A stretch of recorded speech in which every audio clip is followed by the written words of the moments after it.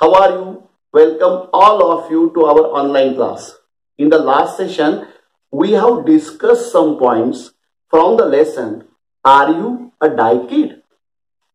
In the last period, we have learned how you convey an oral message to someone correctly. The next point, you learn some basic points of singing. What is meant by running stitch? What is meant by back stitch? What is meant by buttonhole stitch? Etc. On the page number 26, Tara and her friends, what do they love to do in the kitchen? We have also learned. From this point, you know, without taking any help, you also decide, I must know and have to all these simple things by myself.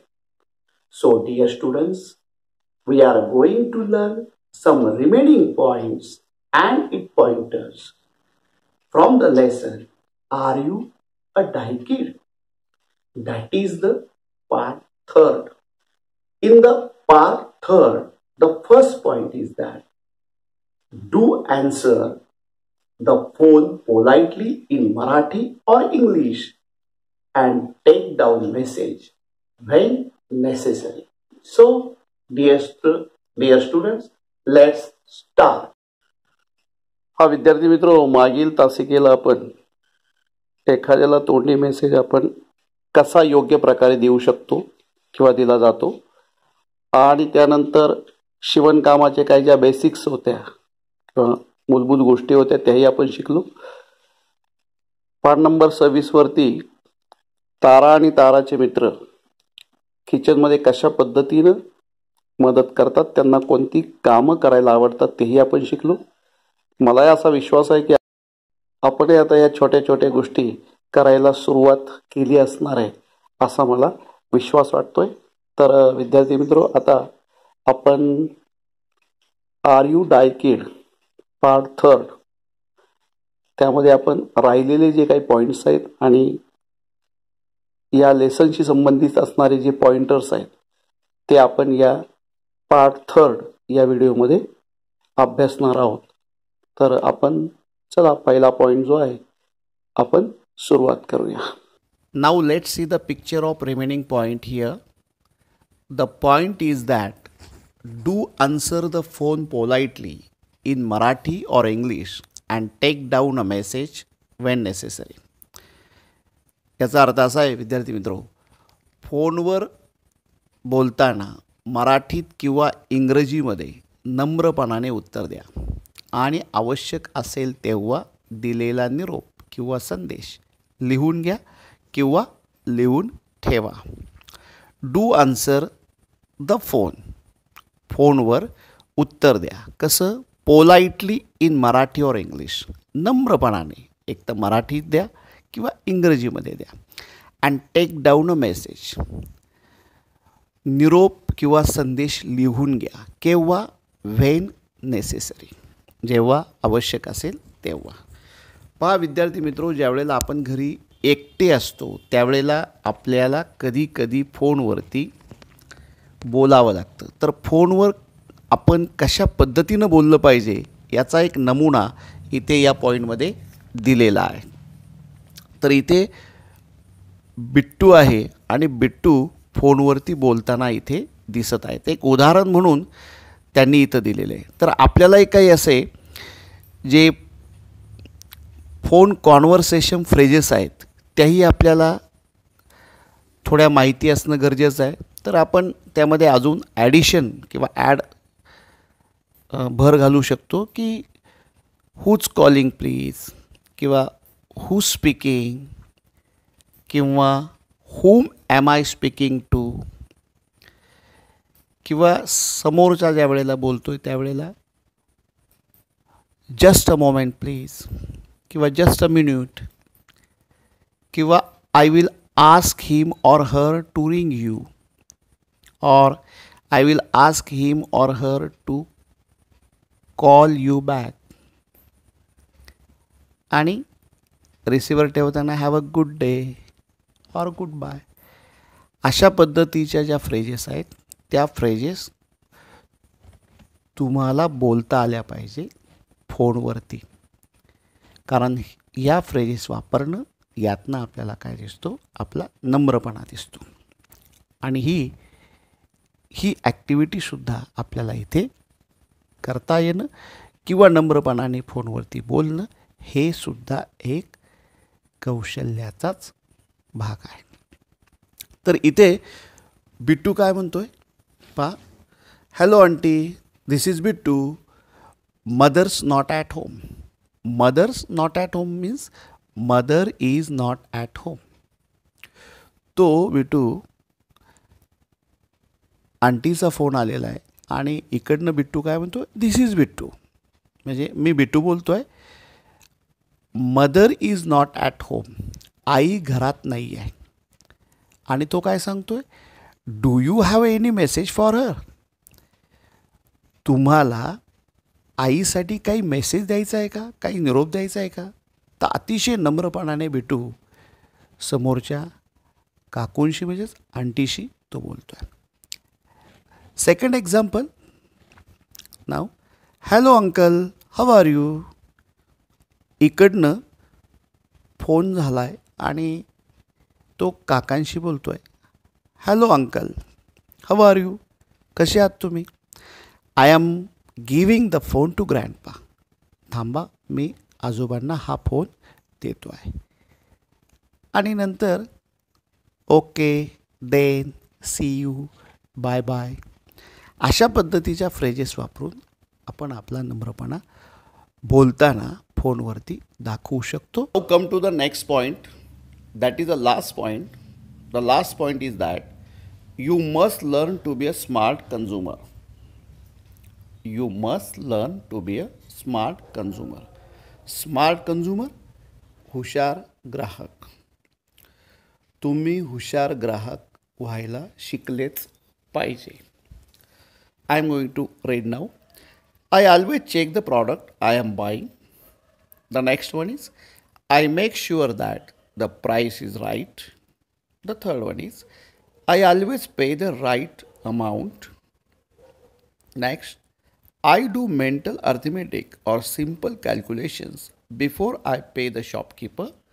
That is why I am able to collect the correct change. The next one is, I carry the money safely and carefully. The next one is, I remember to take proper containers. And the last one is, I avoid plastic bags.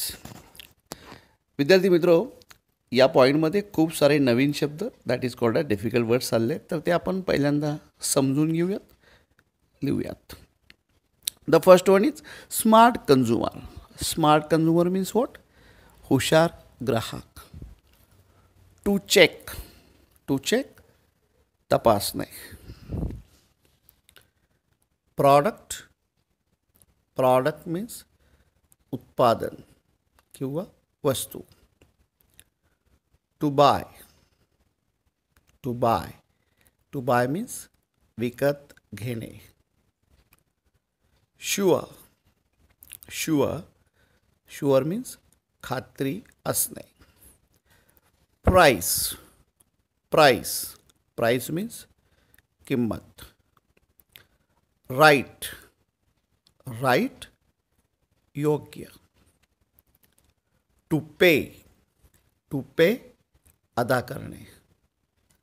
Amount, amount, किंमत. वरती आपण किंमत या शब्दाला अजून एक शब्द आपल्याला समजला, तो म्हणजे कोणता, price. Mental arithmetic, mental arithmetic, मनातल्या मनात गणित करणे. सिंपल कॅल्क्युलेशन्स, सिंपल कॅल्क्युलेशन्स, साधी आकडेमोड, ज्याला आपण काय म्हणतो, हिशोब. शॉपकीपर, शॉपकीपर, शॉपकीपर मीन्स दुकानदार. To change, to change, to change means सुटे पैसे. Safely and carefully. Safely and carefully. सुरक्षितपणे आणि काळजीपूर्वक. To remember. टू रिमेंबर लक्षात ठेवणे किंवा आठवणीत ठेवणे. प्रॉपर योग्य. प्रॉपर योग्य. कंटेनर्स. कंटेनर्स इथे अर्थ भांडे किंवा पिशवी. इथे अर्थ आपल्याला काय घ्यायचा आहे? भांडे किंवा पिशवी. And the last one is to avoid. To avoid. To avoid means टाळणे. ओके. तर विद्यार्थी मित्र, हे जे नवीन शब्द होते, डिफिकल्ट वर्ड्स होते, ते डिफिकल्ट वर्ड्स आपण इथे समजून घेतले. So once again I am going to read line by line. The first, I always check the product I am buying.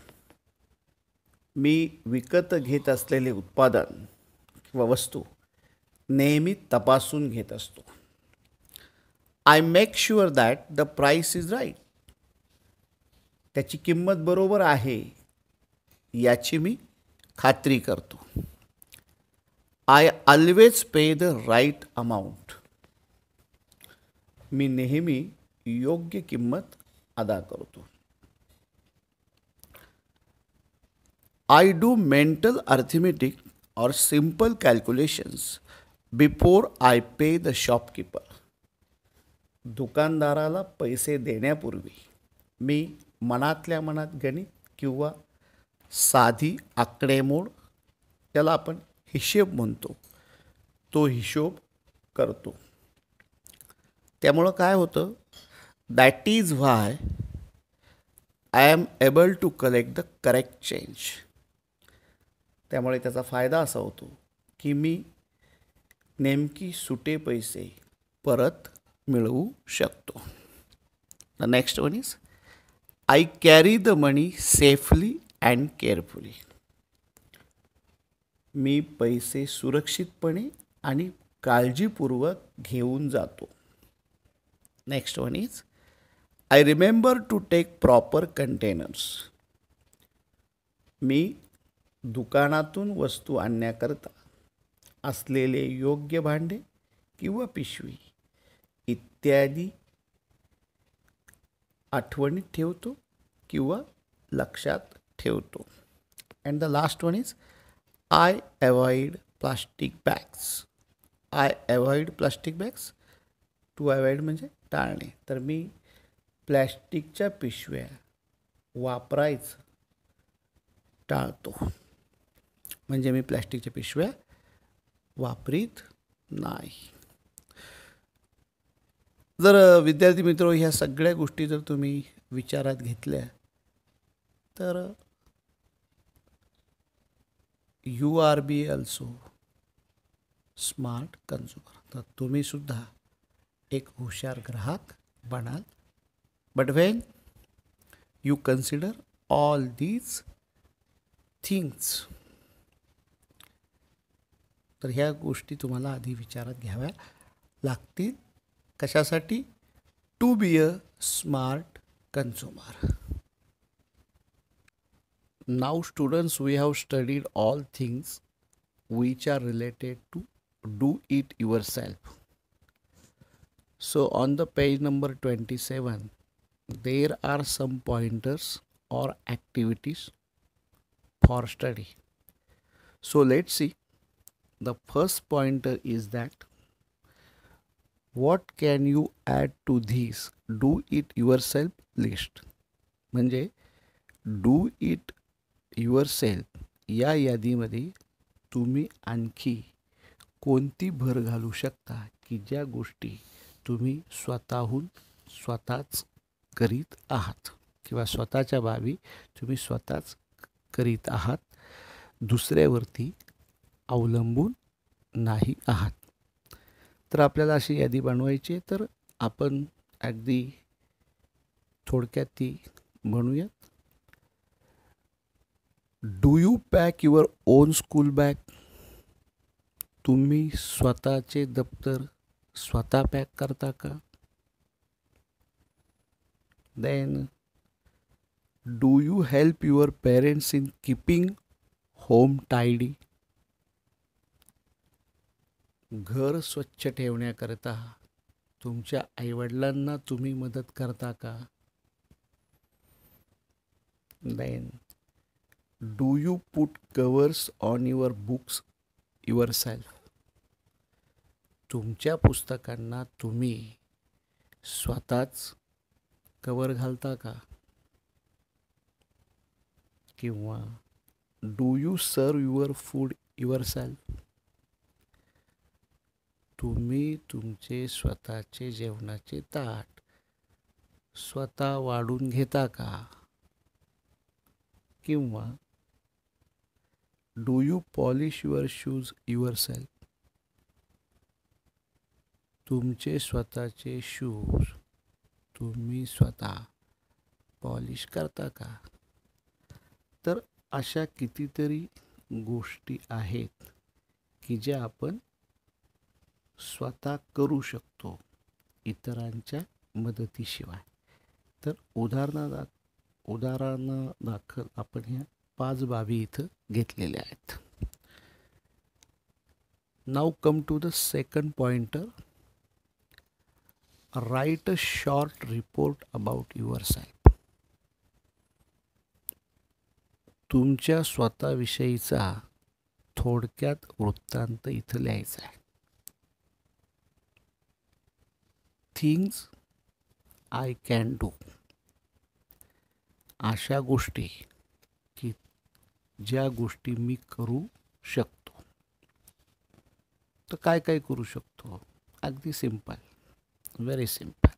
The first one is I can speak in English.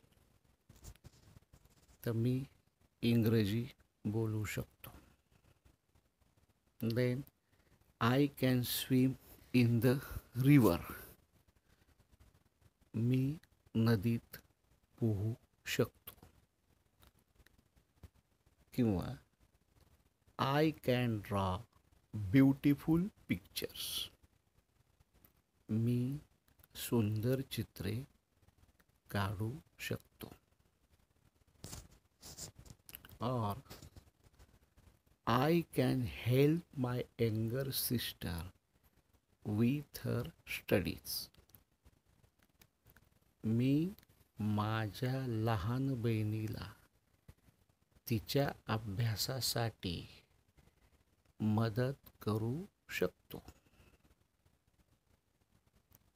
और I can prepare aamras and salad. मी आमरस आणि कोशिंबीर बनवू शकतो.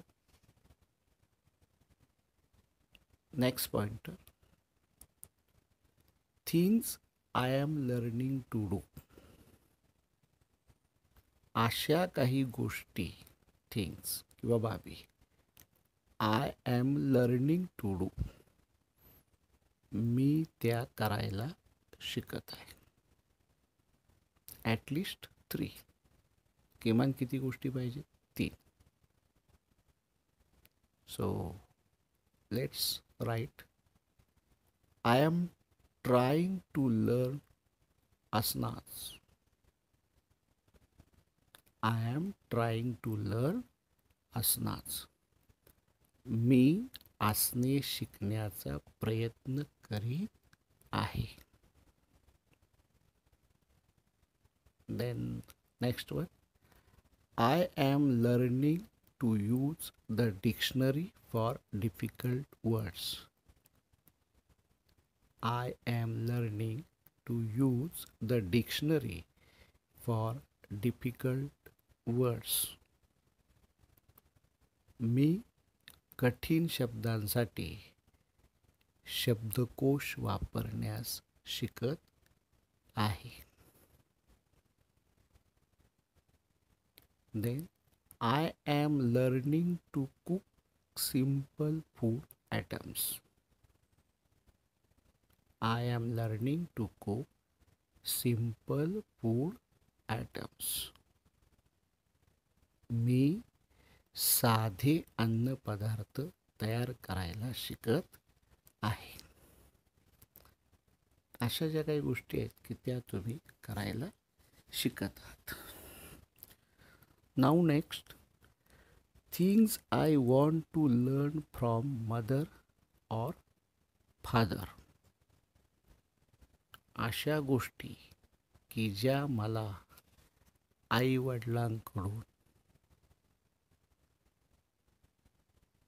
शिकायच्या आहेत. तर कुठल्या कुठल्या गोष्टी आपण आईवडिलांकडून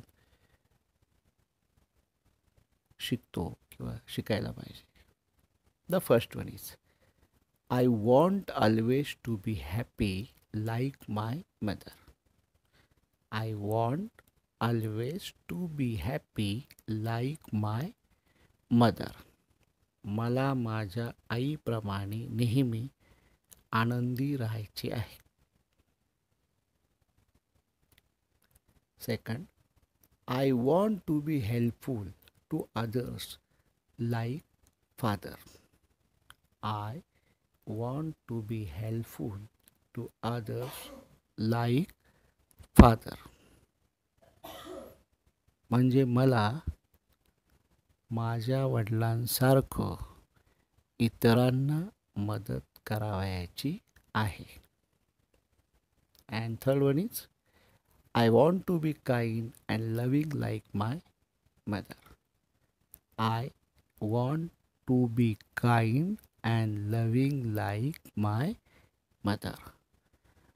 मला माझ्या आईप्रमाणे दयाळू आणि प्रेमळ व्हायचे आहे.